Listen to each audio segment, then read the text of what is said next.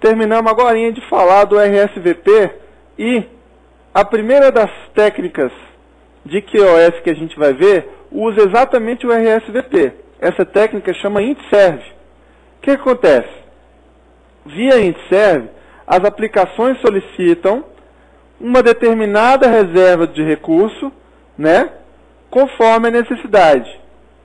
Pensa no que eu te falei do RSVP. Ele vai mandar uma mensagem e, de roteador em roteador, ele vai reservando aquele recurso enquanto aquela aplicação precisar, né? Você tem dois aspectos básicos que definem o fluxo de dados no int-serve. O primeiro deles é o T-spec, que basicamente são o aspecto, né, como é que aquele tráfego está aparecendo, né? E o R-spec. Com o T-spec, que é... Desculpa. O T-spec, que é a definição do tráfego, propriamente dito, você tem o R-spec que vai dar... Bom, baseado nisso aqui, o que eu preciso, né, para que esse tráfego chegue de forma tranquila no outro lugar. Então ele tem mais ou menos 3 grandes divisões aí nos tipos de RSpec. O primeiro deles é o que a gente chama de normal best effort, né, que é a aplicação comum, que não tem reserva nenhuma. Você tem o controlled load, né, que é um QoS, a gente pode classificar como um QoS light, né, ele propõe algumas regalias para esse tráfego, mas nada muito diferente não. E você tem o que ele chama de garantido, que é aquele que tem a reserva prometida.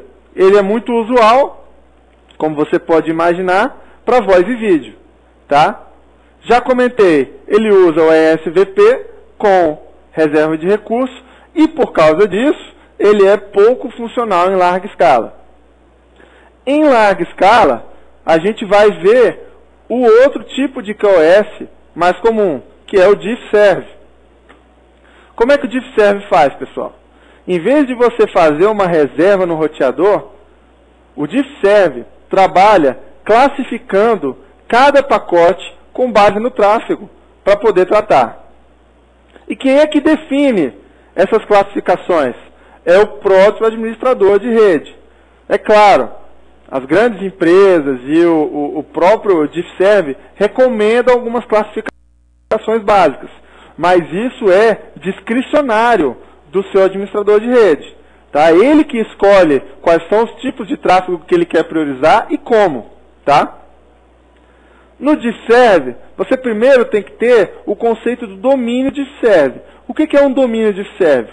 É um grupo de roteadores que implementa uma política comum de QoS diffserve. Lembrem aí, o domínio diffserve, você pode fazer uma correlação com um sistema autônomo de roteadores. Lembra o que é o sistema autônomo? Sistema autônomo é o sistema, né, onde roteadores compartilham, né, informações e protocolos de roteamento. E o diffserve domínio é aquele grupo de roteadores que implementa uma política comum. Ok? No caso do diffserve, ele vai usar aquele campo do datagrama IP lá que chamava TOS, Type of Service. Aqui ele vai ser rebatizado de DS, né? Diffserve. Basicamente, ele está usando aquele campo porque, apesar da previsão daquele campo no datagrama IP, as implementações anteriores não se tornaram populares, né? Por uma série de motivos. Elas eram pouco usuais, pouco funcionais, né? E aí, dentro do DS ou TOS, ele vai classificar esses slides com base no acordo de nível de serviço estabelecido. Os níveis de serviços, conforme eu comentei com vocês, vão ser diferentes para cada política estabelecida, tá? Isso é discricionário do administrador de rede. Ele vai escolher quais são as políticas ideais para aquela organização. E você tem aí uma grande melhoria na escalabilidade. Por quê? Diferente do RSVP, ele não faz a reserva prioritária de recurso. Ele faz com base em classificações algumas reservas de recursos e algumas prioridades de recursos. Tá? E aí o que acontece? O QoS, baseado em diffserv, apesar de ser mais escalável, ele tem menos granularidade nas classificações de tipo de tráfego, né? Mas isso não é, nas implementações diárias, não é um grande problema, tá, pessoal? Continuando sobre diffserv. Para classificar os seus pacotes, você pode usar uma série de informações. Mais comuns delas, endereço de destino, o tipo de tráfego que está sendo carregado ou a porta utilizada. Tá? O cara analisa lá, olha, tudo que for tráfego de vídeo vai ter uma prioridade de uso de tal, tantos por cento da banda, garantido para isso. Você tem, nas formas de classificação, alguns problemas. Primeiro deles, a gente vai ver mais na frente que um domínio, quando recebe os pacotes, nem sempre vai confiar na marcação anterior. Vocês vão entender por que já já. Tá? Você pode ter, na teoria, por causa do tamanho do campo lá de TOS, até 64 tipos diferentes de tráfegos. Mas, na prática, esses tráfegos vão se dividir em 4 grandes grupos. O tráfego default, que é aquele que não se encaixa em nenhum dos outros tráfegos que você tem. Tá? Lembra do conceito de default gateway lá no seu roteador. Lembra, pessoal? Você tem uma rota padrão, uma rota estática manual que você configura para o default gateway. Se chega um datagrama IP no seu roteador e ele não tem a rede de destino na tabela dele, ele vai encaminhar para o default gateway. É a mesma coisa aqui no default PHB do diffserv. Você vai ter uma série de tráfegos lá cadastrados e se o seu tipo de pacote não se encaixa em nenhum deles, ele vai andar para o default. Tá? Um dos grupos é o que a gente chama de Expedited Forwarding, né? Que é o protocolo, perdão, o tipo de grupo diffserv usado principalmente para voz e dados, porque é o tipo de serviço com baixa perda e com baixa latência, né? Ideal para VoIP.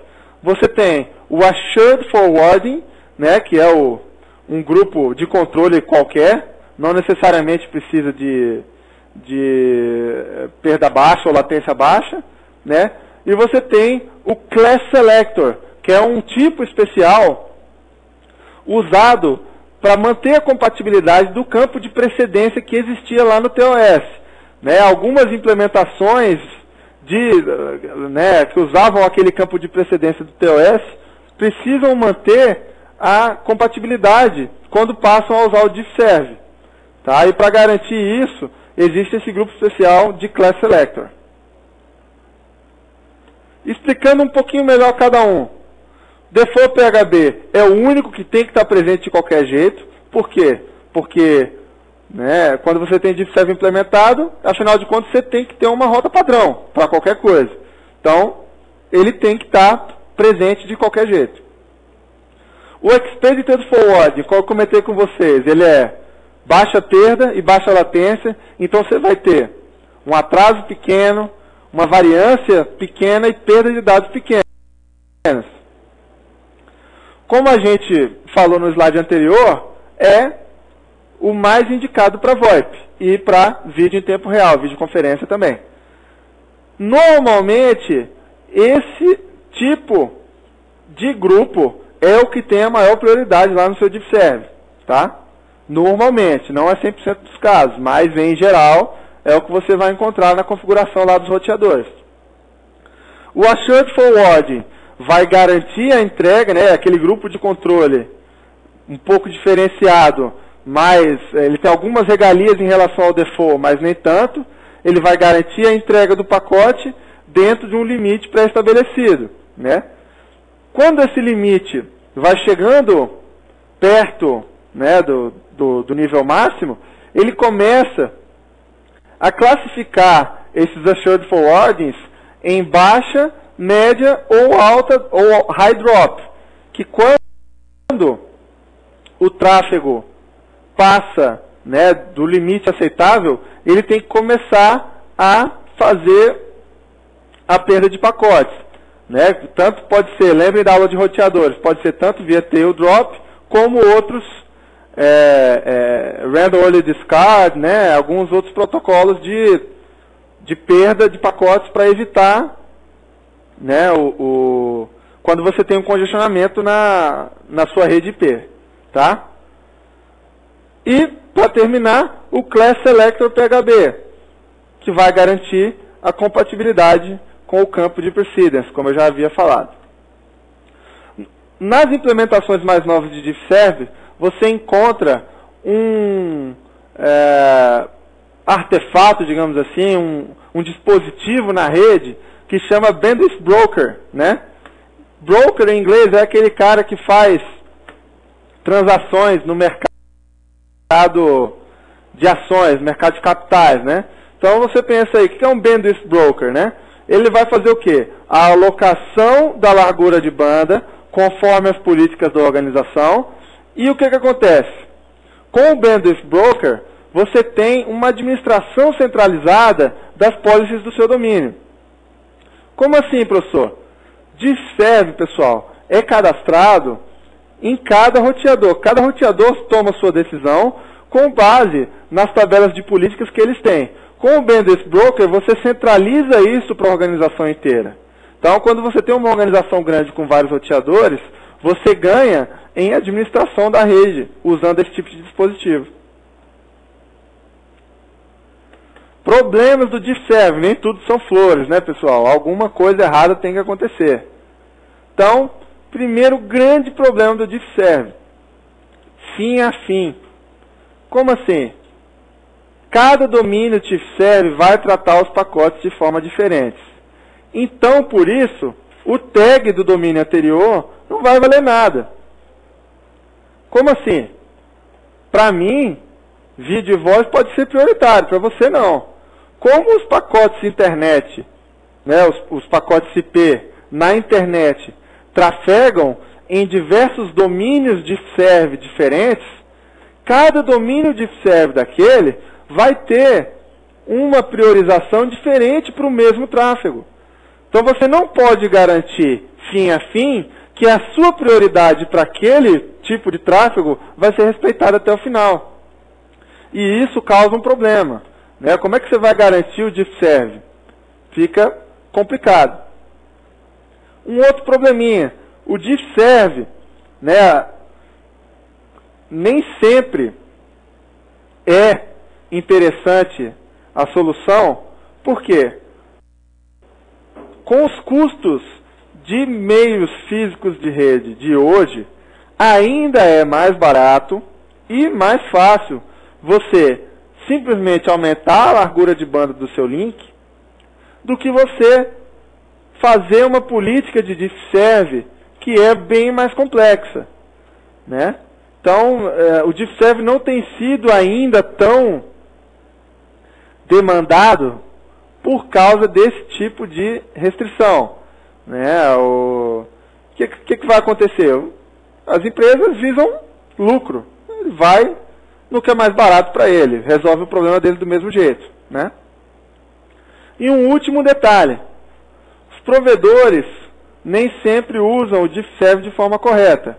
O que ele faz? Ele pode usar o DiffServ para dar um maior overbooking, né, nos seus links. Você lembra do conceito de aviação de overbooking? É mais ou menos a mesma coisa. Quando a companhia aérea vende mais passagens do que aquele voo comporta. Isso aí na rede, né, no seu provedor de internet é a mesma coisa.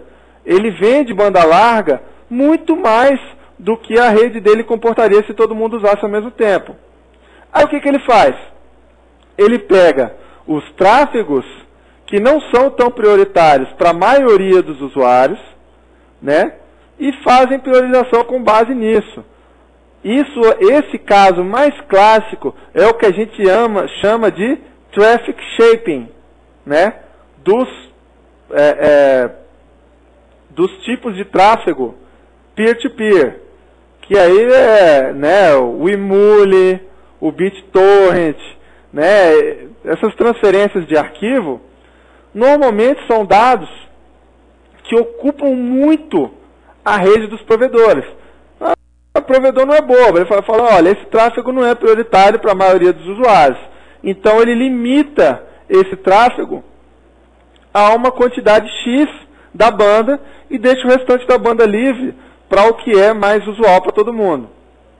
É lógico que, como eu comentei com vocês, cada pessoa tem uma prioridade. Então algumas pessoas têm como prioridade um traffic shaping, uma aplicação P2P, e elas não ficam tão felizes assim quando acontece um traffic shaping.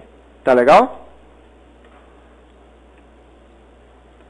Continuando sobre QoS, vamos falar de dois tipos de protocolo que implementam QoS.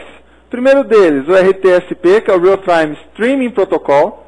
Ele nada mais é do que um grande controle remoto, né, para aplicações de áudio e vídeo em tempo real. Ele vai usar o RTP como protocolo de transmissão do conteúdo em si. A gente vai aprender sobre o RTP já no próximo bloco. E ele usa sintaxe e operação similares ao HTTP. Vocês se lembram na aula de protocolos que o HTTP é baseado em texto.